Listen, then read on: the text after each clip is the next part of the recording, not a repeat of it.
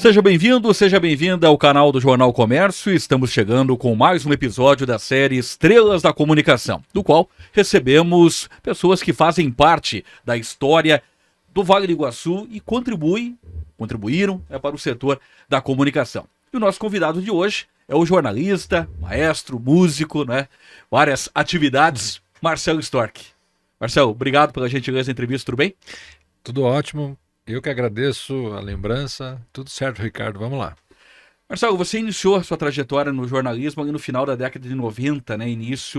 Final da década de 80 e início da década de 90. Como é que você pode contextualizar para a gente o momento da comunicação em uma cidade pequena, né? União da Vitória, Porto União, daquela época? Perfeito. Eu começo numa transição da música para o jornalismo. Eu já estava maestro, como você falou, e eu tinha que me deslocar a Ponta Grossa porque eu tinha recebido um convite para assumir um grupo musical, isso aos 18, 19 anos de idade. E o pessoal daqui falou, poxa, mas começamos agora, também tão bem. E eu falei, pois é, mas o que eu ganho na banda, na fanfarra, na música não é suficiente, eu tenho uma proposta boa lá. Daí o colega Gerson, nosso, né, falou, não, mas vou arranjar um lugar para você na rádio para trabalhar lá, né. E aí, quando eu vi, eu estava sonoplasta da vizinha Rádio Colmeia e continuei com a música. Da mesa de som da Rádio Colmeia chega um papelzinho, escrito a caneta azul, lembro da cor até hoje, senhor Marcelo, procurar o senhor Ivo Dulinski no jornal O Comércio. Né? Eu chegou lá, era para assumir a coluna Radar, né? Eu tinha 19 anos, tinha cabelo naquela época. Falei, vou encarar. E encarei. Aquela época era... Olha que legal isso. Eu penso... Eu estava numa transição jornalística, isso do papel, do impresso, dali no tipo pro layout, né? Então, eu peguei o finalzinho, não que eu trabalhei na linotipagem, não é isso.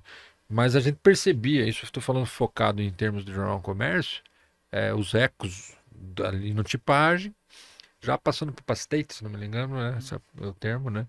O layout que nós então redigíamos na máquina de escrever e jogávamos numa caixinha azul da Estrela, ela ia para lá fazia uma composição e devolvia o jornal semanário.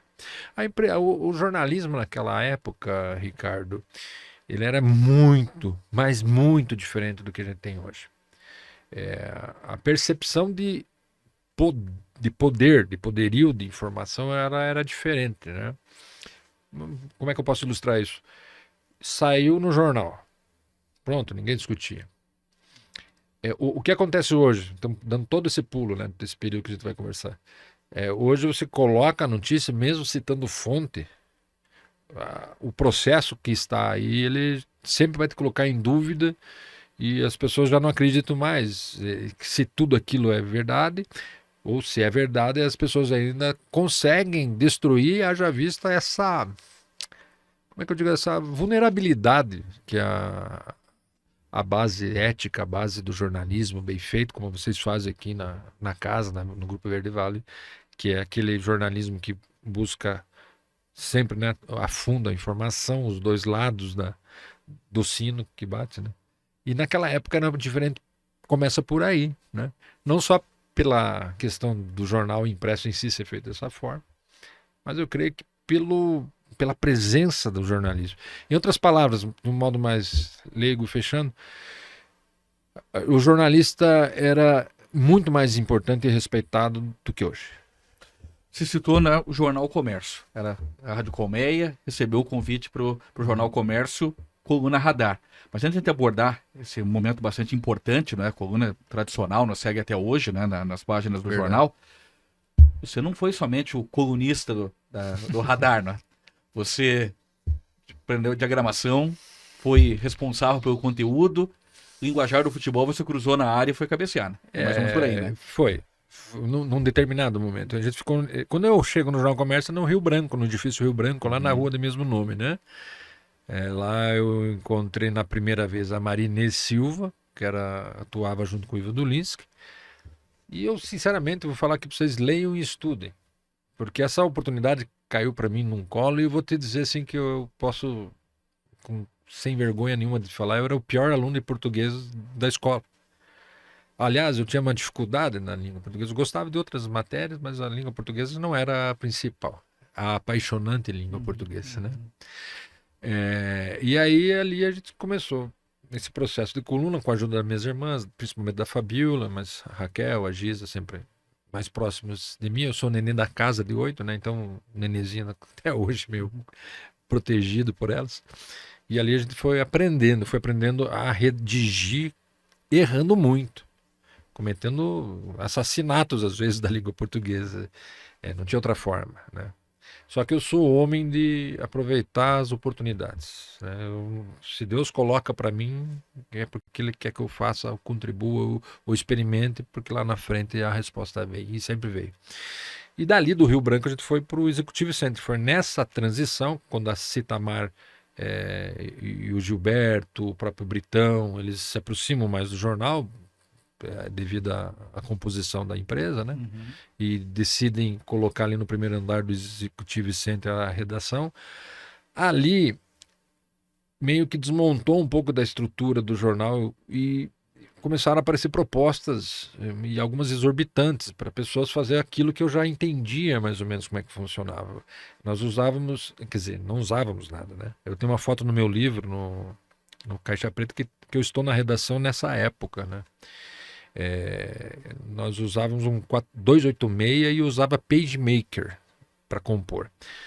Cara, mas eu não entendi absolutamente nada. E aí me perguntaram, Britão, pô, mas o cara vai cobrar tudo isso aí, Marcelo, para fazer?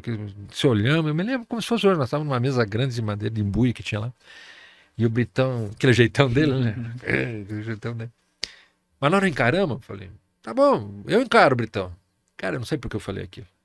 Mas, quer dizer, hoje eu sei, né? Aquilo que eu falei, Deus explicou lá. Né? Foram noites e noites sem dormir. Pra você ter uma ideia, quem hoje cuida um pouquinho de diagramação, lida nisso, você chega no final da coluna, você clica lá para seguir com o texto para cima, né? Seja no Illustrator, no CorelDRAW, alguma coisa assim. Eu desconhecia esse tipo de ferramenta. Eu cortava o texto, começava a mandar uma coluna, o jornal saía, mas eu dava minhas gambiarras, sabe? Eu com o Divair Dalmas, que foi um período que a gente trabalhou junto, nós levávamos o computador para fechar, porque veja, cara, Ricardo, quando a gente sai lá do linotipo pro layout e eu vendo tudo isso acontecer na minha frente, nós chegamos num momento em que nós passamos desse layout, que você literalmente aqui imprimia as páginas em A3, recortava. Eu me lembro até hoje que a gente calculava o tamanho da foto, fazia um buraco no papel e colocava aqui numa caixa e mandava. Depois começou a ser digital já nesse processo. E ali, cara, como é que fecha um arquivo com os diálogos, né? Com zero experiência. E acho que passamos uns 2 meses, para falar a verdade, indo para Curitiba com a saveirinho branca, com o computador. Não raras vezes tinha virado à noite para dar conta de escrever o jornal, fazer as matérias, a coluna radar. E ir lá fechar lá em Curitiba, na gráfica mesmo. E lá eu aprendi muita coisa, sabe? Nas noites de fechamento do jornal. Daí nós voltávamos com o jornal impresso. Imagino no dia do colorido, que foi no Natal, se eu não me engano, Natal de 89, talvez. Acho que é 80. Não, que é 89, perdão, desculpa, 99, 98, não lembro muito bem. Nós lançamos nós fomos o jornal o primeiro colorido da cidade. E eu tava lá, sem micar, não sabia nem o que significava isso, cara. E a gente conseguiu rodar ele colorido. O dia que você pega o neném no colo é maravilhoso. Então foi isso. Eu meio que cabeceei, cruzei, defendi, tomei frango. Até peço desculpas aqui de público, a equipe da época, mas de um crescimento gigante. Foi muito legal. Você falando vários processos, né, de aprendizado na prática para poder executar o jornal, não na questão escrita do conteúdo, mas a estrutura do jornal. O jornal por si só é um veículo muito tradicional e tem, de certa forma, uma certa resistência por parte de algumas pessoas, dos leitores, de algumas mudanças gráficas, né, acostumado com determinado layout. Você passou por esses processos também. Como é que foi administrar tudo isso, né? De tentar adaptar alguma mudança que daria uma cara nova, né? Um up, podemos dizer assim, para o jornal, mas tendo essa possibilidade de ter uma negativa por parte do ator principal, que é o leitor. Teve isso sim, não só do leitor, não dentro da casa, mas naquela transição da Rio Branco para o Executivo, do Rio Branco, dos edifícios Rio Branco para o Executivo. A gente ainda tinha uma dependência com a equipe anterior e E foi muito difícil. Nós não tínhamos internet naquela época, né? Quer dizer, nós tínhamos já, né? Mas ela não é essa internet hoje que você faz um tutorial, você tem um chat GPT que você chega ali, digita, ele te dá alguma orientação, né? Era na escura. E isso, de fato, para nós, assim, ter colocado em público foi desafiador pelo leitor e pela equipe lá de dentro. Eu me lembro até hoje, e eu falo assim, mas o jornal está precisando se modernizar, porque eu consumia jornal o tempo todo. Tudo que era jornal, então Gazeta do Povo, Folha de Londrina, Diário Catarinense, e obviamente eles eram mais evoluídos em termos de diagramação. Eu olhava lá, poxa, que legal essa arte aqui, como se começava a pegar gráficos no jornal, ficava pá, e aquilo obviamente saltava os olhos. Eu, para montar uma das primeiras colunas radar que sai, que faz essa transição. Não é que é ruim, cara. Eu acho bonito até o jeito anterior, mas precisava acompanhar a evolução dos tempos, né? Então, que ela faz essa transição das coluninhas lá, me lembro de 6 colunas para 5, né? A colunagem mudou. E eu recortei, como na infância a gente faz na escola, e colei e fiz assim, ó, eu quero que a minha coluna seja feita assim, dessa forma. Copiando, literalmente, mas recortando e colando num papel. E dali a coisa começou a evoluir, e aí veio o colorido, enfim.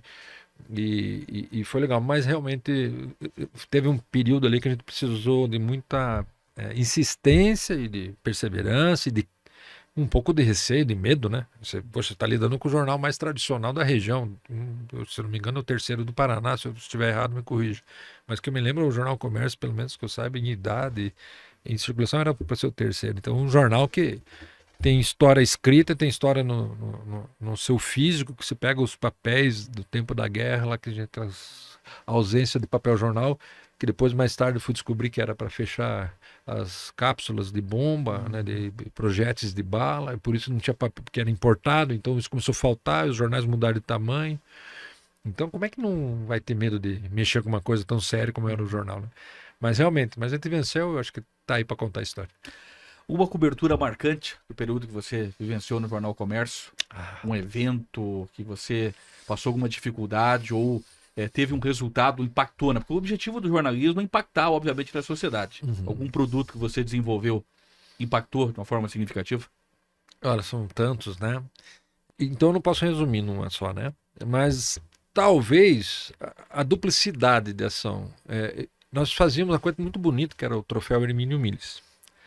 Então nós cobrimos a nós mesmos, era uma coisa bem legal, né? Era um evento da rádio, um evento do jornal. E eu lembro que eu fiz a besteira, essa é a palavra, de ser honesto com todos que me antecederam na coluna radar. Mas eu estava em 1990, nessa época, na década de 1990, tinha muita gente que tinha passado. E fizemos o baile. Se eu não me engano, foram 23 colunistas na época. E aquilo se estendeu de um jeito que começou a demorar. A janta atrasou, quem esfriou. E eu tirei muita lição dali, né? Nós fizemos três edições do Troféu Hermínio Miles, que era um evento filantrópico, no tempo que os bailes ainda ocorriam no Clube Concórdia. Eu acho que isso marca porque, afinal de contas, eu tenho que ser grato à coluna radar, né? Eu virei editor do jornal, virei jornalista, eu saio para a faculdade tardiamente, mas já estava com 11 anos de jornal.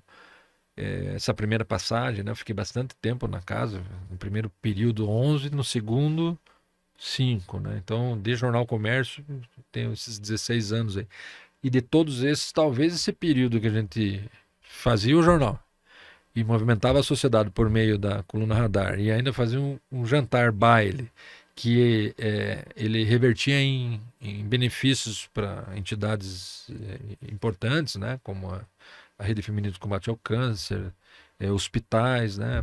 Tem umas placas guardadas até hoje lá dessa troca de ajuda, né? Porque um ajuda o outro no processo. Então, eu acho que foi isso. Eu acho que os bailes do Troféu Hermínio Miles, misturados ao jornalismo da coluna radar e do Jornal Comércio, para mim seria a coisa mais marcante. Tanto é que veio à minha mente agora. Qual é o segredo na questão da coluna radar para manter essa proximidade com o público? Era mais fácil, como eu falei há pouco aqui, mudou tudo, né? Eu estava falando que hoje o jornalismo, a questão da fonte, né? Pô, não me achando, as pessoas acham que eu sou... Isso eu queria aproveitar. As pessoas, você é mal-humorado, até na prefeitura agora. Falar, você tem... Viu? Quem me conhece de verdade, Ricardo, sabe que eu sou compenetrado na hora do trabalho e o inverso na hora que não estou trabalhando. Então tem umas pessoas que realmente me conhecem, que são as pessoas mais próximas, elas sabem que eu sou um tremendo palhaço, uma criança eterna, ainda mais com filhos pequenos, né? Então eu creio que isso tudo, né, dessas situações, de ser diferente a época, né, em que a gente tem que sorrir para tudo, né, senão você está de mau humor, que tornava talvez mais fácil. Hoje seria mais difícil, porque não tinha segredo para isso. O que acontece? Você tinha o principal veículo na mão, sem falsa modéstia, a gente tem que saber que está fazendo bem feito, né? Mesmo com alguns errinhos ali, a coluna era muito boa, muito concorrida, porque ela foi construída não só por mim. Um abraço ao Gilberto Brits, quantas e quantas vezes o Gilberto, vamos aqui, né? Tem essa pessoa aqui que está fazendo um bom trabalho, me ajudava, toda a equipe, né?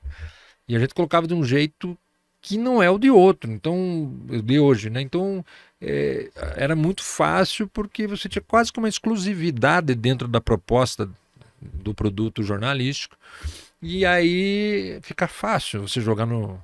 Eu vou falar Flamengo, né? Você é palmeirense, mas eu vou falar Flamengo porque deve ser a maior torcida ainda, mas, por exemplo, eu sou São Paulino. Mas fica fácil jogar no time que está ganhando, né? E era isso que acontecia. Então, eu de fato, eu tinha uma facilidade, não era difícil, não era desafiador. Eu cheguei num ponto, comecei a criar, tem uma sessão muito legal, que até hoje eu até mandar um abraço para o Marcelo Coelho, querido, roda de blá blá blá, ele fala para mim, né, que eu tinha roda de blá, era uma roda de conversa, eu criava lá, então eram uns fragmentos de informação sem muita profundidade, o que sobrava na coluna, assim como fosse um rescaldozinho da produção jornalística. Então era muito gostoso, assim, dá uma saudade de lembrar, assim, que... E a outra coisa, assim, falando, só fechando quanto a isso, assim, então tava falando, sabe, abrindo o canal aqui, que as pessoas falam que eu sou meio antipático. Na verdade, eu sou compenetrado e cada vez mais, né? Porque o mundo faz assim. E eu nunca deixei subir a cabeça isso. E eu acho que talvez fique a lição aqui. Em toda essa minha trajetória, eu sempre fui consciente de que ser jornalista era apenas uma função. Eu já nunca dei carteiraço. Obviamente, eu tinha consciência, e experimento isso hoje, que muitas pessoas gostavam de mim, não por quem eu sou, mas pelo que eu podia escrever bem delas. Eu perdi a caneta, eu perdi o microfone, eu perdi o status de jornalista, eu deixo de ser uma pessoa que aceitável, vamos dizer assim, do ponto de vista de uma análise de outrem. E isso nunca, graças a Deus, me abalou, porque eu sempre fui consciente. Cara, é uma profissão, ela te dá certos ingressos, você entrevista artistas, você tem facilidades, mas isso não paga minhas contas, né? O que vai pagar minhas contas é o trabalho em si. Então, talvez nessa ambiguidade de você ter essa facilidade de penetração social, de ser o carro-chefe, de ter a principal coluna, você tinha uma facilidade. Se fosse hoje, eu acho que seria mais difícil. E nessa época, como que você encontrava o equilíbrio da informação social com a ética jornalística? Sempre. Era fácil. Em que pese a minha matéria, ela mudou. Eu propus mudar isso um pouco. Isso, se for ler, lógico, não vou ter dar serviço, que são tantas páginas, né? Mas desde Ibrahim Suede, dos grandes colunistas, esses que lideraram, né? A sociedade também me obrigou a mudar a pauta, né? E dentro da coluna social, né? Então, assim, não era uma questão mais de casamento, de baile, mesmo porque os bailes debutantes foram sumindo, né? E de repente a pauta começou a ser realmente aquela que mais precisa de ética jornalística, né? Porque ela deixa de ser aquela coisa, olha, Ricardo Silveira marcou um golaço na narração do fim de semana aí, na vitória do Iguaçu, 3-0 sobre o Atlético Paranaense, fictício, viu, pessoal? Quem sabe um dia. Mas era assim, e tudo que era positivo era legal. De repente, com a mudança social, tudo que nós falamos aqui, né? Não mudou só o jornal do impresso para o digital, mas a sociedade mudou. Eu tive que começar a colocar dentro do jornalismo da coluna pautas que propriamente não eram tão agradáveis, e comecei a ser crítico. E a minha coluna começa a ter um papel político, mais profundo, né? E de vez que separar ficava mais difícil, mas como eu disse, sempre, e até hoje eu sou assim, né? A gente sempre foi de ouvir muitas pessoas, ser democrático no sentido, né? E então para filtrar isso era, pô, o que você acha disso? Será que eu estou exagerando aqui? Às vezes passava, eu dava minhas barrigadas, aconteceu. Eu lembro de uma vez que eu tenho 2 episódios que eu fui infeliz, né? Dentro do jornalismo ali, que na hora de fechar, na rapidez, você escolhe a palavra errada, né? Você não tinha esse tempo de vou reler. E não adianta você reler depois que escreveu, não sei se você é assim no teu jornalismo. Sim, sim. É melhor você sair, tomar uma Coca-Cola, deixar ali esfriando o bolo, do que chegar, porque você vai ler do modo e você vai ler achando que tá certo ou que tá perto do que você queria. Então, tem 3 momentos que eu não vou revelar assim porque vai se tornar ofensa de novo, né? Mas não foi uma ofensa assim digna de dano moral, mas que você talvez na pressa tenha deixado a ética, tenha resbalado um pouquinho na ética, mas não com intenção, não com má fé, por cansaço mental mesmo, exaustão da semana.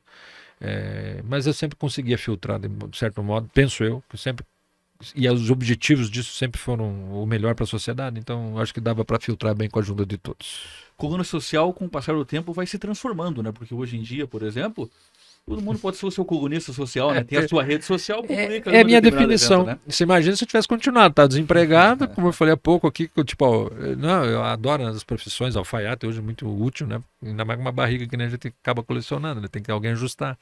Mas a coluna social era uma dessas, não tem mais como. E você fica, poxa, não, mas tem certas coisas que você tem que evoluir, né? Como eu falo para minha esposa, Patrícia, beijão, querido. E para meus filhos lá, que essa coisa que nós vemos hoje, do Instagram, veja, eu ia falar Facebook, para mim eu olho o Facebook e lembro do Orkut. Uhum. Para mim eu já nem abasteço mais, assim, porque sabe, Ricardo, mais ou menos, amigos, é mais ou menos assim com a base cultural. Eu acho que a informação, a inserção digital, ela veio depois da inserção cultural. Então, você estava falando que todo mundo tem a sua coluna. Como é que eu ia vender um anúncio de um aniversário? Se o cara hoje não tem como, mudou. E o próprio processo que eu parei o meu jornal, o A2, ele é decorrente disso. Vamos aceitar. E eu falo com o Kaique, abraço Kaique, falo com o Dudu, abraço Dudu. Cara, são heróis e que bonita essa missão, coisa e tal, mas é natural que isso vá se dissipar, né? E que bonita essa missão de vocês até o centenário, né? Eu acho fantástico, maravilhoso. Com certeza vamos chegar lá, né? Mas assim, é isso. Minha definição é essa. Não existe mais, e não é só coluna social, Ricardo. Talvez eu antecipe a pauta, mas veja, se eu saio fazer uma reportagem hoje, na hora que eu volto para a redação, você sabe muito bem um texto, quanto tempo leva, no nosso tempo. Hoje tem gente que usa o chat GPT para facilitar, e facilita mesmo. Se você pronto, cara. Mas mesmo assim, quando você for colocar a matéria no ar, o cara que está na esquina já botou no Facebook dele, já, sabe? E eu vou ser franco, assim, fica aqui um pouquinho de crítica, sabe? Eu escutava a Terezinha, Wolf antigamente, as pessoas que vinham, os eruditos nossos achavam, não, mas o tempo tem que mudar. Mas uma coisa assim que eu acho que mudou para pior em todo esse processo, de novo falando que estou indo lá no final da nossa conversa, mas que eu preciso falar agora, é o desdém com a informação. O não verbal hoje fala por qualquer texto. Eu parei de escrever, eu amo, como eu falei, eu era ruim no português, mas a profissão me ensinou um lado lindo da língua portuguesa, dos encaixes, dos trocadilhos, da amarração de começo, meio e fim, de fechar o título depois que escreveu uma matéria e não antes, porque se você fechar o título primeiro, você fecha a tua mentalidade, faz o texto, depois você filtra, conecta, depois passa esse segredinho. Cara, hoje o cara bota uma foto ali, 3 coisinhas, 10 mil curtidas. Faça um texto embasado, científico, com pesquisa com o entrevistado, com fonte fidedigna. Serviço deu 3 horas e meia, 4 horas de texto. 5 vão ler, 6 vão ler. Talvez a oposição, a concorrência vai ler, né? Então, infelizmente, isso de fato mudou, não só na coluna social, mas como no jornalismo como um todo, e eu concordo com você, né? Cada um hoje é seu próprio jornalista. Mas ainda existem aquelas pessoas que têm aquele prazer de receber o jornal em casa. Né? Perfeito, perfeito. Folhear, né? ter aquele entretenimento, né, tenha informação dúvida. durante o final de semana e ter também o seu familiar, né, celebrando algo importante na sua trajetória de vida, estampado na página do jornal, né? Não há dúvida, né? De modo algum aqui que minha fala soe como uma contrapropaganda, tanto é que eu reforço o parabéns aí do centenário. O que eu estou dizendo é que muda aquele aspecto, você falou de filtro, o leitor. Então o leitor, as crianças estão, essas pessoas felizmente, e eu sou uma dessas, essas pessoas que estão lendo livro impresso, minha filha, ela lê ano passado, e isso é dentro de casa. Eles tinham uma meta, se não me engano, de 16, ela leu 83 livros. Livros impressos, né? No ano, né? E a gente tem essa cultura e, felizmente, eu penso que vai dar a volta ainda e isso vai ser um diferencial para maior. Ele não some por completo, né? Nem o próprio jornal, né? As revistas em si. Mas, obviamente, a missão do jornal, isso tem um público correlato dentro dessa missão com a leitura indestrutível. E são pessoas filtradas, são pessoas que o próprio comportamento de leitura filtra e seleciona. Então, felizmente, isso nem existe, mas quando eu falo aqui é um comportamento que me preocupa nas gerações futuras, né? Eu já vi isso, como eu falei há pouco, tem 2 crianças e a gente fica olhando, e bem por isso, porque as questões dos livros, que a gente estimula a leitura, a melhor escola possível sempre, para justamente não se perder esse núcleo de pensadores, de pessoas que constroem uma sociedade mais bem organizada, né? Ali nessa trajetória no Jornal Comércio, você passou pelo Jornal Iguaçu, outro veículo importante aqui da região de União da Vitória e Porto União, não é? Como é que foi esse período de experiência que você guarda? Eu tinha saído do jornal por uma discussão, isso ninguém sabe. Uma discussão, não é uma discussão acalorada, ninguém brigou. Primeiro porque 11 anos você na função, viu, né? E eu tinha um entendimento de uma reportagem, coisa e tal, e começou assim, 3, 5 opiniões distintas, coisa e tal. Eu falei, viu, eu tô cansado, não quero mais. Então eu pedi para sair do jornal porque eu estafei, estava estafado.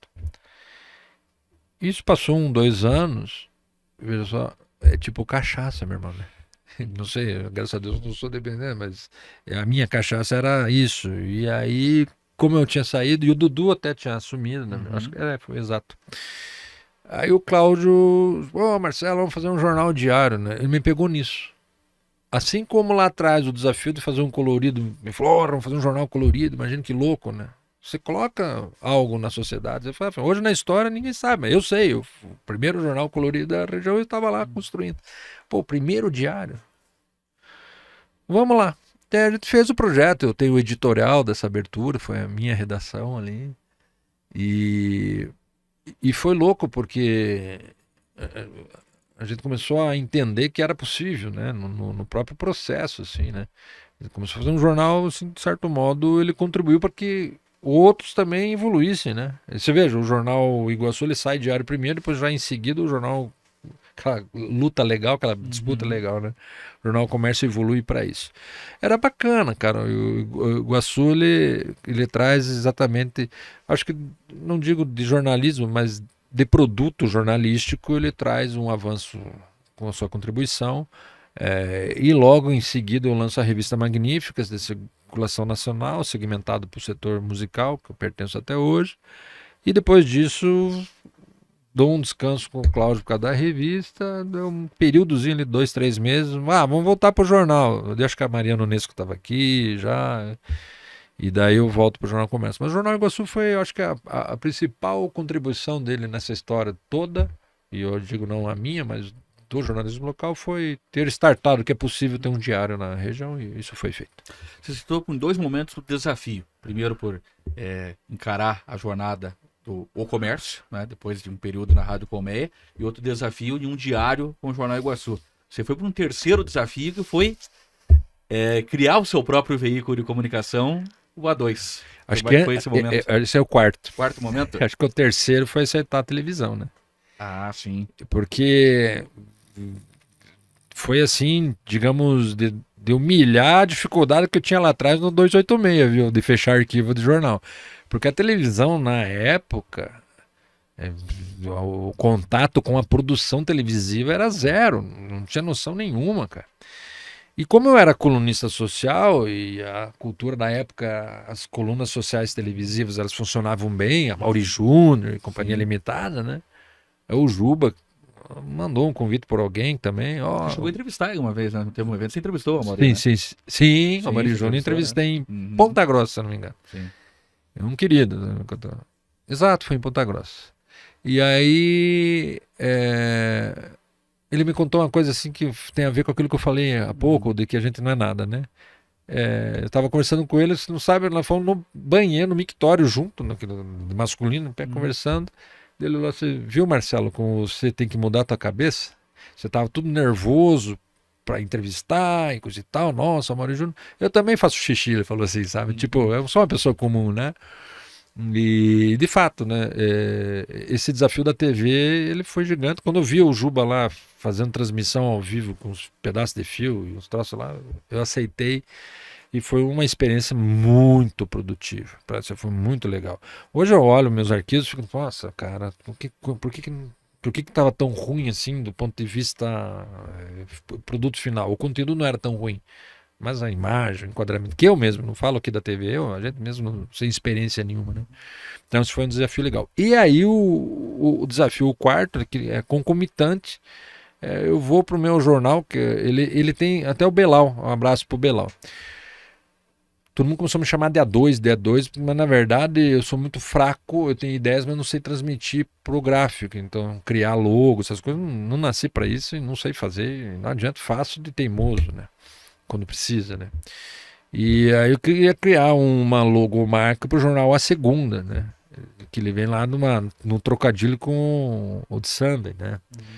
E eu olhei assim, com tantos jornais bons funcionando de terça a sábado, onde é que eu vou me encaixar? Como é que eu vou ter um espaço para isso, né?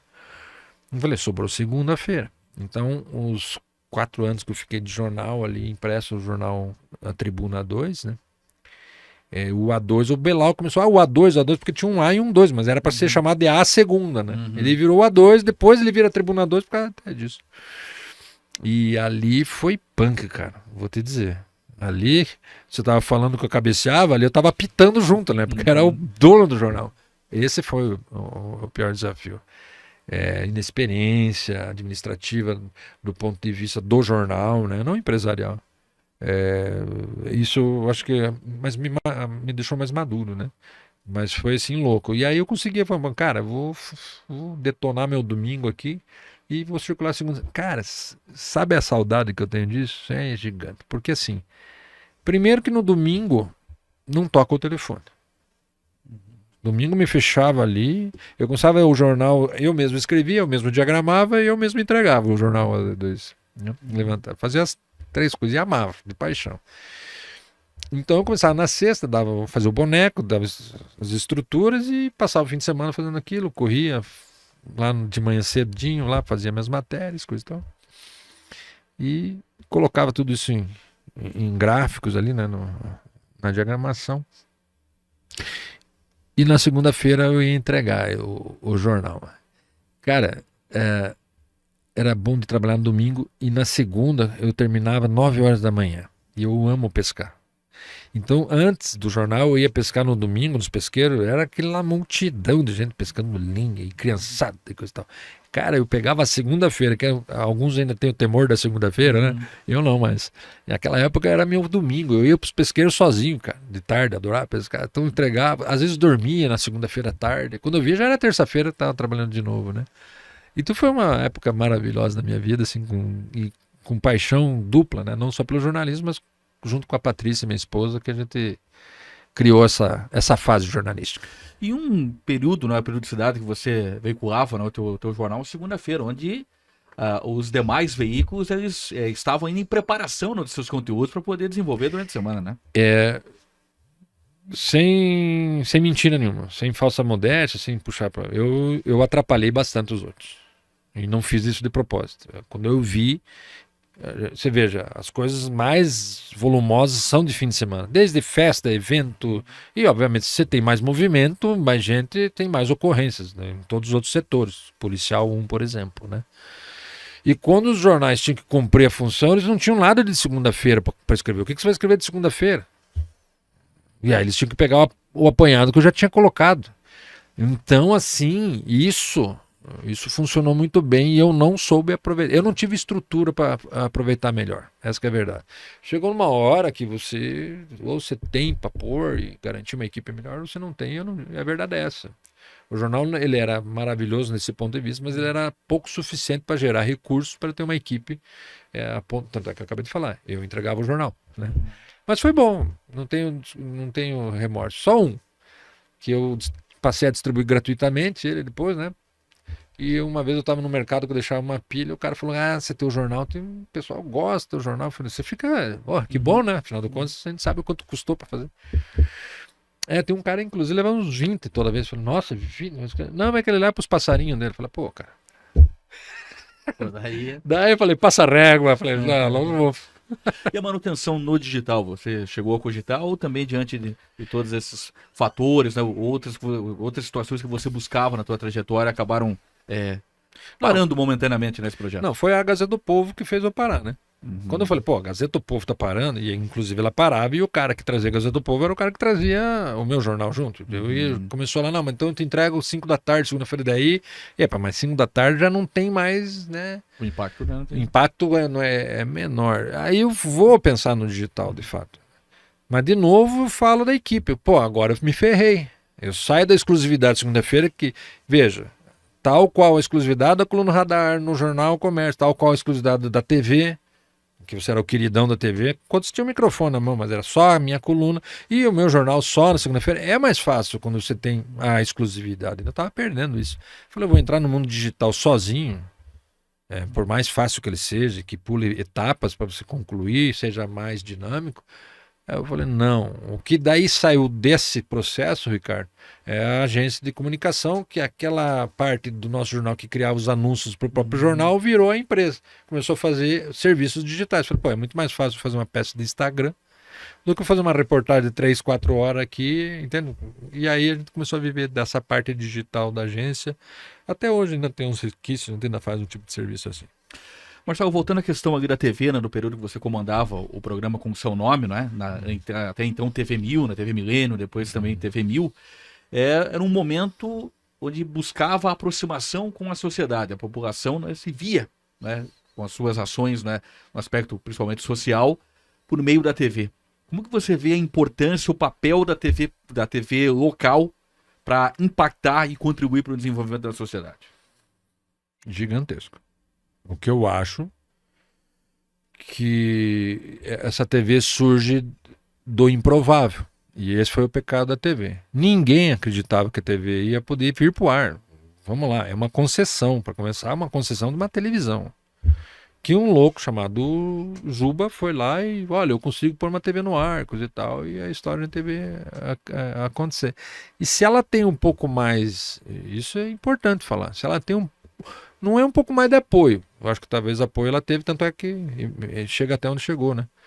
Mas um menor, digamos, combate ao processo televisivo, não tenha dúvida que ela impactaria não só jornalisticamente, mas economicamente a nossa região, se ela tivesse sido aproveitada de um modo diferente, não pelo nem grupo dá para dizer, porque o que eu falei, o grupo era o Juba, né? O Orlando Miles Filho. Nós ali, o Arnaldo, o Ari, o Budal, que tá até hoje, o pessoal que lá passou, né? Então nós éramos as formiguinhas, mas o processo, cara, nós temos uma televisão, meu. Para nós mudarmos a realidade da região, 2 palitos. Mas daí lá teve uma sequência não tão boa, em que pese eu fiquei 11 anos lá, né? Mas eu não tenho dúvida que ela cumpriu mesmo com as limitações técnicas, jornalísticas, né? Eu fui aprender a fazer o programa 4 anos depois, cara. Eu falava: nossa, quanta besteira que não só falei, mas quanta dificuldade me causei por desconhecimento do processo de edição. Hoje eu edito vídeo por causa da TV, eu editava meu programa. Mas se eu monto um jornal, eu falo assim: não, mas daqui, isso aqui não é possível de eu começar. Mas assim, cara, usando 5% da ferramenta, que é o Adobe, né? Um Premiere que uso até hoje, né? Então eu acho que tenho a certeza que a importância da TV foi gigantesca, só não foi maior porque ela não foi bem aproveitada. por interesses que eu não preciso falar, porque eu não quero entrar nessa seara, né? Mas ela impacta positivamente muito a sociedade regional. Marcelo, depois de vários anos, né, já atuando no jornalismo, você buscou a formação jornalística, né? Uhum. Como é que foi esse momento para você? O que você pôde agregar, né, para poder desenvolver a sua atuação como profissional? De novo, volto à música e jornalismo para fazer isso de um modo talvez mais fácil de explicar. Eu dou aula hoje de música, eu primeiro ensino a pessoa a soar o instrumento que for, né? E passo algumas escalas e depois apresento o texto para ela ler. Quando ela vai ler, ela já está sabendo fazer. Felizmente, para mim, tanto na música qual sou formado, né? Sou graduado em música, sou pós-graduado em regência e sou formado em jornalismo e comunicação social. Quando eu chego na faculdade é uma teteia. Porque assim, não desmerecendo, óbvio que eu aprendi muito, a professora Ângela Fará, principalmente, assim, em que pese nós tínhamos pensamentos distintos, possamos até ter ideologias distintas, mas assim, a inteligência dessa mulher enquanto jornalista do vernáculo, né? Poxa, cara, fui aluno da professora Faena na faculdade, cara, isso aí agrega, né? Então é óbvio que a faculdade trouxe, mas foi fácil para mim e prazeroso, porque eu já continuo apaixonado pelo jornalismo, embora eu não esteja praticando, mas aquilo para mim passou assim diferente. O recreio era o inverso, o recreio era a hora da aula e o recreio ele era um momento de vacância ali, de espaço entre esse prazer de estudar o jornalismo no modo que foi. Então eu não me arrependo, mesmo porque o jornalismo, a faculdade em si, ela chega depois de quase 10 anos que eu estava no jornalismo, então não tinha como ter feito antes mesmo. Você vê uma dificuldade, pessoas que atuam na comunicação, de ter esse entendimento da importância de agregar esse conhecimento, mas também a formação? Eu acho que a geração, eu volto a falar aqui, é geral.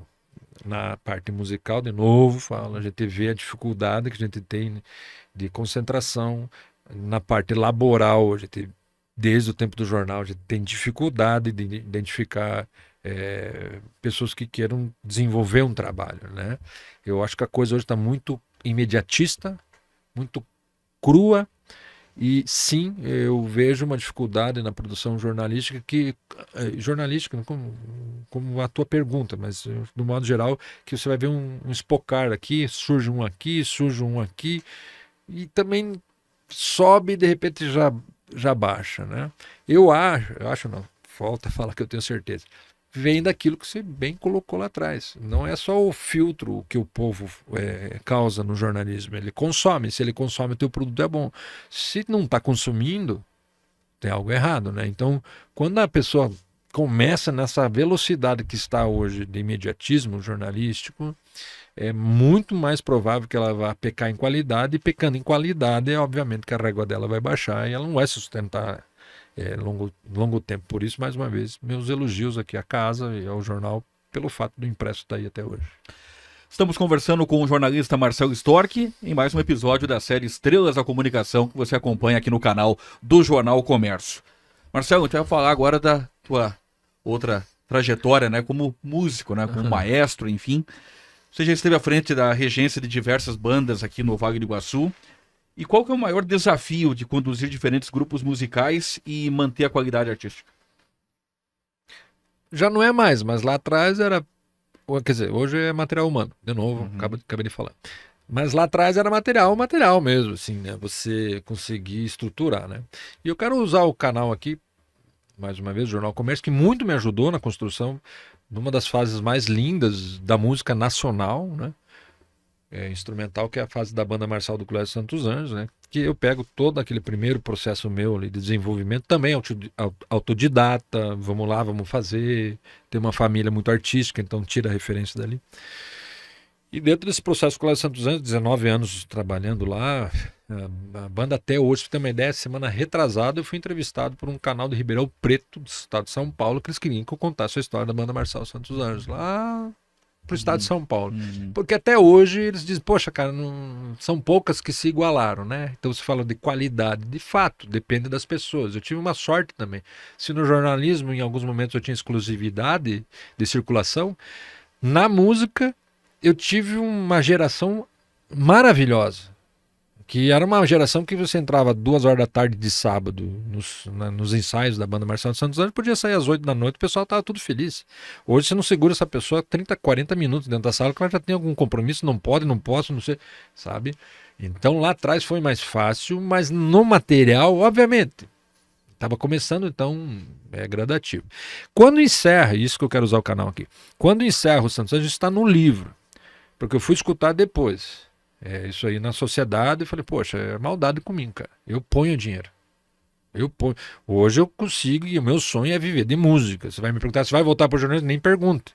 Eu quero encerrar como comecei. Né? Então, a música me levou para o jornalismo me devolve para a música. Mas escutei que eu teria levado os instrumentos da banda Marcial do Colégio Santos Anjos sem autorização para iniciar o processo, né? Para continuar o processo. Eu vou dizer que é mentira. Vou dizer que é mentira e vou provar que é mentira, porque está no livro Ata, né? Quando a gente decidiu parar a banda, ela já tinha, em 2006, tido um baque, o colégio falou, puxa, mas não está funcionando mais, estava muito aluno de fora, poucos alunos dentro da escola, normal, né? A gente entende. Não, então vamos dar mais uma chance. De 2006 a 2011 a gente fez uma banda sinfônica. Então, os grupos em si não são difíceis. Para nós músicos é a mesma coisa. Qualquer instrumento se adapta ali, o arranjo, coisa vai. E daí, dessa época, quando a gente saiu, esse tempo que eu ouvi que eu tinha levado os instrumentos sem autorização, eu falei, poxa, que maldade, né, cara? Porque fale que é ruim, fale que eu não sei reger, fale que eu não sou bom músico. É a tua análise. Meu coração fala diferente. Mas nesse aspecto, não. E aí está lá no livro o que é a verdade. Então, o que aconteceu? O colégio falou, não, agora de vez, em 2009, não queremos mais. E nós tínhamos um processo de construção. O nome sim, ele nasce de um não. O colégio disse, não. Eu falei, é sim. Não, não é sim, nós vamos continuar o projeto. Só não vai continuar dentro da escola, da nossa parte. Está lá, todo mundo assinou. Então, o que aconteceu? Os instrumentos que foram comprados pela Associação de Pais da Banda, que é o CNPJ do Instituto Sim, em comum acordo, conforme o livro, eles foram com esse CNPJ. Porque se nós saíssemos de lá, o material ia ficar lá. Pera, mas são 19 anos aqui fazendo campanhas e o CNPJ trazendo estrutura para dentro da banda. Não apenas o colégio, né? O colégio ajudava também com os salários, coisa e tal. E aí a gente leva isso daí para o Instituto e alguns instrumentos, inclusive, ficaram no Santos Anjos, que são aqueles que a nota fiscal vem lá. Isso aqui o Santos Anjos comprou, o colégio comprou. Então, isso eu tenho que falar aqui porque eu sei da audiência, sei da importância e da verdade. E está aqui o livro, a hora que precisar, está aqui para a gente mostrar. Isso jamais aconteceu. Isso foi como sair pela porta da frente do Colégio Santos Anjos. Admiro a instituição.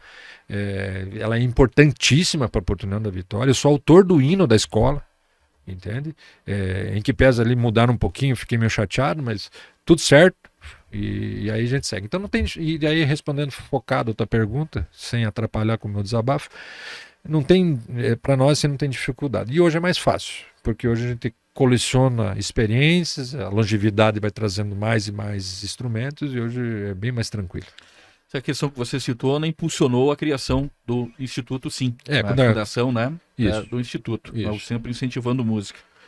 De que forma ele impacta, qual que é o impacto social e cultural desse trabalho para a sociedade aqui do Vale do Iguaçu? Gigantesco, né? Gigantesco, né? Talvez algumas pessoas ainda não analisem isso prontamente, individualmente, enfim.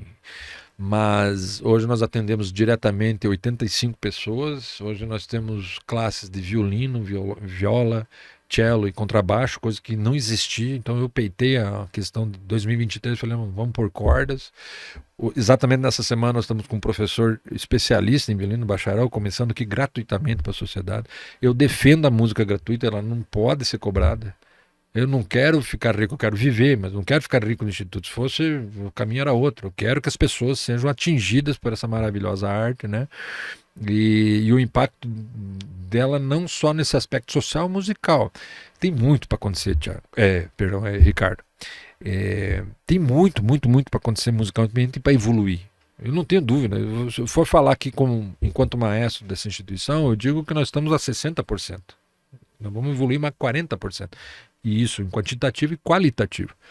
Então, o Instituto, sim, quando eu não mais estiver aqui, eu quero que uma coisa fique dele, o sempre. E eu estou preparando pessoas que conduzam isso. Pode ser de qualquer momento, a gente não sabe, né? Mas eu estou com pessoas lá que vão dar, queira Deus, tudo certo. Hoje ele tem esse processo da Lei Rouanet, que a gente está aproveitando bem, é lícito, é legal. Até a minha direita política, às vezes ela está errada, ela deturpa quando ela fala que o governo está dando dinheiro. Pode direcionar na influência da captação, mas nós aqui somos prova de que essa lei é importante, né? Então, eu acho assim que exageros, seja para a esquerda ou para a direita, eles nunca são bons. E aqui é um exagero dizer que a lei não funciona. Não, ela funciona. Bom, se alguém está fazendo mau uso dela, não somos nós, né? Pode até ser concordo, mas não dá para generalizar e dizer que a lei que o governo está dando. Não. O governo dá um instrumento, ele é inteligentíssima, para que você capte, né? Então, com a captação da Lei Rouanet, hoje a instituição cada vez mais forte, grandes empresas apoiando, público sempre batendo na casa de 650 pessoas, nosso público ativo, então é um sucesso. Marcelo, você como maestro, quais os princípios ou valores que você acredita que contribuem para a formação de novos músicos e no ensino coletivo? A turrice, que eu falo com cara fechada, né? Ainda mais em tempos atuais. Isso assim com meus filhos dentro da orquestra. E não é uma coisa do eruditismo, exagero. É aquilo que eu falo, cara, vamos trabalhar, é hora da seriedade. Então, ali na frente é a questão da liderança, que ela é feita de um jeito, e é o jeito que eu lidero a todos os momentos da vida, com seriedade, focado, às vezes não é mau humor, é compenetração, né? E essa questão de organização do grupo, né? Então hoje é mais fácil porque eu escrevo os arranjos, eu estou terminando uma pós em composição e arranjo. E hoje eu escrevo, já estou com a música dentro da cabeça, os instrumentos a gente conhece, e a gente com isso vai liderando as pessoas. E a função do maestro, ela está 90% no ensaio. O cara pergunta, mas é aquela varinha que você fica segurando na frente, qual que é o significado disso? Não, ninguém lê aquela varinha. Ela rememora aquilo que se praticou lá dentro da sala de ensaio. Então lá na frente é uma realização maravilhosa, que a gente se comunica por meio de gestos, ali com o grupo, isso funciona muito. E é prazeroso a gente poder fazer essa função. Como eu disse, meu desejo hoje é conseguir terminar minha carreira profissional sendo maestro do Instituto. Marcelo, como que você, um olhar para o futuro, né? Como que você enxerga a música instrumental e o ensino musical aqui no Vale do Iguaçu? E de que maneira o Instituto, sim, ele pode impactar para esse desenvolvimento? Eu penso que é bom, sabe, em que pesa algumas situações a gente vê que existe um delay, são setores, né, Ricardo? Então se a gente for falar lá, fanfarra, banda musical, banda sinfônica, orquestra sinfônica, ou uma jazz sinfônica, como a gente criou, eu acho assim que no geral nós estamos muito bem servidos, mas os produtos me preocupam. Eu não culpo os maestros, não culpo a didática de ninguém, eu ainda fico olhando se não é de fato aquilo que nós temos uma sofrência hoje, que é o material humano. Veja, uma crítica aqui também a questão do contraturno escolar. Nada contra o contraturno escolar, acho que está certo, tem que estar de manhã, de tarde, beleza? Mas com estrutura plena no contraturno. E se não tem, o que faltou para mim, uma inteligência maior, foi não fechar, vou dizer assim, não fechar as ONGs que prestam esse tipo de serviço. Não vou falar do instituto, vou falar de um centro de dança, né? Porque hoje as crianças ficam até 5 horas da tarde, às vezes, repetindo o conteúdo de manhã, porque a escola não tem uma estrutura ainda para tudo isso, né? E elas chegam 5h30 da tarde, cansadas já no instituto, junto com os adultos. Entende? Então tem uma instituição hoje que, graças à família Lotosca, a gente tem um prédio maravilhoso no centro. Obrigado, Thelma, Vitão, Vitinho, Ângela, obrigado. E a gente tem essa estrutura e de manhã a gente quase não consegue aluno, de tarde quase não consegue aluno, porque estão, aspas, presos dentro da escola. É bom estar preso, mas não era melhor nós termos pensado na estrutura em primeiro lugar? Segundo, se não temos essa estrutura, não era melhor eu ter feito um convênio? Olha, nessa tarde aqui a atividade é conveniada, então é uma atividade externa na dança da tal escola. Então, eu acho assim que aí falhou um pouco, assim, e isso não vem muito da música em si, e nem dos maestros, vem do perfil, que também não é só da questão digital, e sim dessa coisa que a gente se tentou fazer uma coisa melhor, mas propriamente para nós, aí falando no meu umbigo, ela prejudicou muito. E eu acho muito difícil alguém ter a estrutura instrumental que nós temos, sabe? A gente chegou num patamar que, sim, que difícil uma escola, nem o próprio Colégio Santos Anjos, pode ser, quisesse, mas outras escolas públicas, assim, para você conseguir viabilizar esse instrumental e ter capacitação, né, dos profissionais para essas atividades, isso é muito difícil, mas de grosso modo, assim, e bem por causa de toda essa situação que te conto, eu acho que nós estamos bem servidos de grupos, né? Tem boas bandas nas escolas, bons maestros, os colegas que estão fazendo aí as bandas para o 7 de setembro e coisa e tal, para concursos, acho que é bacana, e eu penso que nós temos um núcleo aqui regional bastante importante nisso, somos referência ainda em bandas e fanfarras. Marcelo, você, quando gravamos essa entrevista, você responde pela Secretaria de Cultura e Turismo de Porto União, né, e também já atuou, né, na Prefeitura de Nova Vitória, na própria Prefeitura de Porto União e até no governo do Estado. Você atuando agora, né, em um setor que é bastante impactante na sua história de vida, né, que é a cultura propriamente dita. Faz você mudar o teu conceito sobre a execução das coisas? Você pensava de uma maneira e agora, sendo o responsável, o homem da caneta, da pasta, avaliar diferente? É diferente. A impressão que eu tinha de fora não é a que eu vejo na realidade do cotidiano, mas isso de uma expectativa que eu tinha, né? Isso aí, na experiência minha, por nunca ter tido a caneta antes, tudo bem. Então, assim, o que eu posso comparar com o tempo do jornal, que eu era diretor, é que o tempo de você pensar isso, tu não já sabe. O tempo de eu pensar, bom, vou fazer tal coisa aqui, no processo público ele é muito mais demorado. E que não estou justificando atraso nenhum, porque a nossa pauta está em dia na prefeitura, né? Na nossa pasta. Mas, sim, eu achava que seria, não é mais fácil. Eu adoro desafio, né? Pode ver o jornal colorido, o jornal diário, montar uma jazz sinfônica, botar cordas para funcionar, natural. E assumir a honra, né, de estar gestor, para mim, independente de eu ter tido essa impressão e hoje estar me adaptando e com muita humildade, como eu aprendi todas as outras coisas, eu estou aprendendo também a ser o gestor, né? É para trazer essa contribuição como eu fazia em outras pontas. Quando eu estava com o microfone perguntando para as pessoas, vamos fazer um baile aí para arrecadar para o hospital do câncer, vamos fazer uma mobilização para uma criança que está precisando de algum apoio, né? Faço isso hoje na pasta. Por exemplo, quando eu proponho resgato o Festival Estudantil da Canção, que há 35 anos não era realizado no município. E foi um absurdo sucesso, acima da régua. E só isso que eu queria ter feito sempre. Quando fui pretenso, convidado lá atrás, eu não queria outra coisa a não ser trazer esse olhar de experiência, de evolução, de dizer que somos capazes de fazer. Então hoje a minha passagem lá é para trazer uma pecinha do quebra-cabeças. Minha contribuição, meu olhar, turrão, fechado, quieto, compenetrado, jamais uma pessoa, como é que eu vou dizer, não é mau humor, sabe? Mas às vezes você no serviço você começa a sorrir muito, né? A coisa não anda bem. Então eu sou uma pessoa bastante compenetrada. Tenho tido meus sorrisos assim quando a gente consegue, por exemplo, em 7 meses destravar uma questão do complexo turístico no Morro da Cruz, né? Que era uma questão ambiental que estava ali, que longe, foi falado, acho que está nesse microfone, que estava pronto, estava para inaugurar. E que o dinheiro está me de fato, o dinheiro está em caixa, de fato acho necessário, falei já para outros órgãos de comunicação, de fato acho necessário o gestor que está passando o bastão dizer, olha, estou deixando aqui desse jeito, mas a palavra inaugurar, ela tem uma conotação diferente para mim. Inaugurar está pronto, vou lá usar. E ainda não está pronto para licitar, né? Em setembro, né? Recebemos a liberação, conseguimos a liberação do IMA na semana passada, depois de ter passado por IFAM e coisa e tal. E assim, então, esses rebuscares aí, né, vamos dizer assim, não existe a palavra dessa forma, mas o rebuscado, né, dessas coisas políticas, isso também normal. Eu sou político, fui oposição, hoje estou na situação normal, acho tranquilo isso, mas essas nuances de política, de vida pública a gente já tem, a gente vai tirando, eu digo de letra, porque o que eu quero...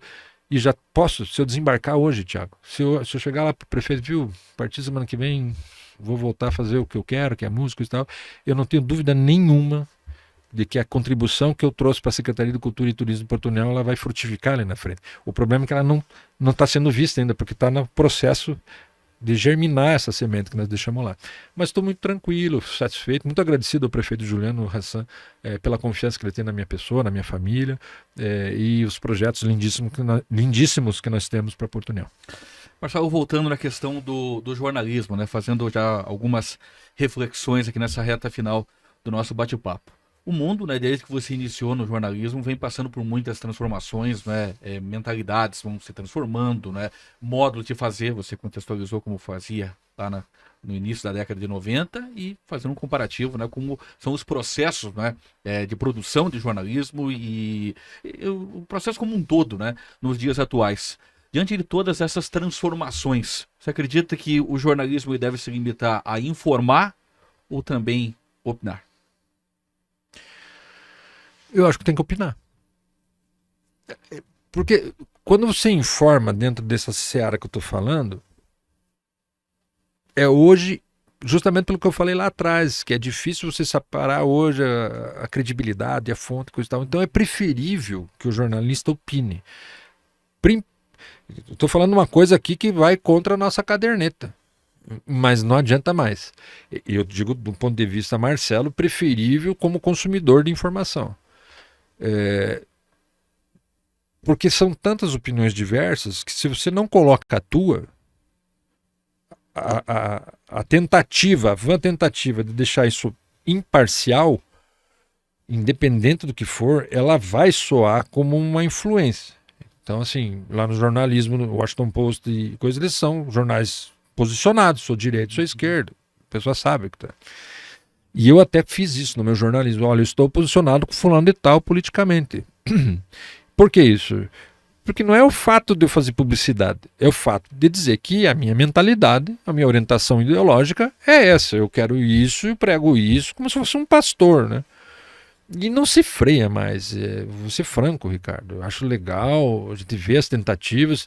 Eu mesmo no Jornal Iguaçu fui, no Jornal Iguaçu não, no Jornal Tribuna 2, fui na imparcial, eu fui neutro, fui independente, essa é a palavra. Independente até o ponto que eu, cara, tá de ponta cabeça, eu vou começar a defender essa bandeira aqui, porque e não é dependência financeira, não é acerto com o grupo, eu tô falando assim, virou bagunça, então eu vou botar aqui, tô posicionado com esse time e eu prego isso, né?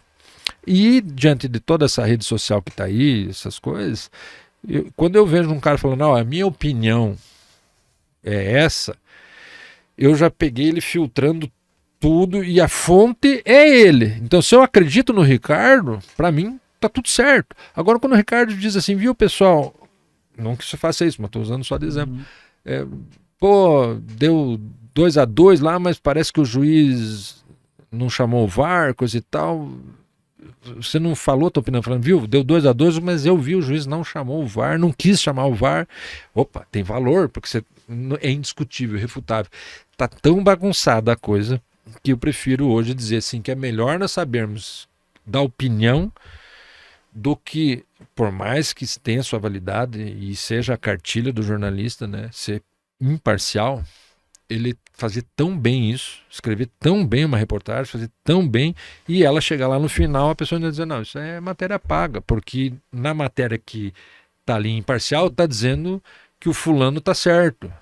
Então daí é mais fácil posicionar de uma vez, e eu acho, assim, hoje olhando assim, o jornalismo de fora, né, que eu já te disse que assim, uma coisa que, não vou dizer dessa água não bebo mais, mas olhando assim, o meu desejo de pessoa assim, profissional para frente, queira Deus, seja isso mesmo que eu estou fazendo aqui, a parte musical, a parte turística e cultural, que muito tem influência do jornalismo nessa carreira, eu levar para as pessoas também no nosso município e ser sempre, como eu sou, posicionado, né? Eu penso isso, eu penso que tem que ser assim, assim, assado, e talvez isso tenha deixado o jornalismo para mim mais para trás ainda, porque eu não tenho mais condição de não opinar nas coisas. Acho que é isso.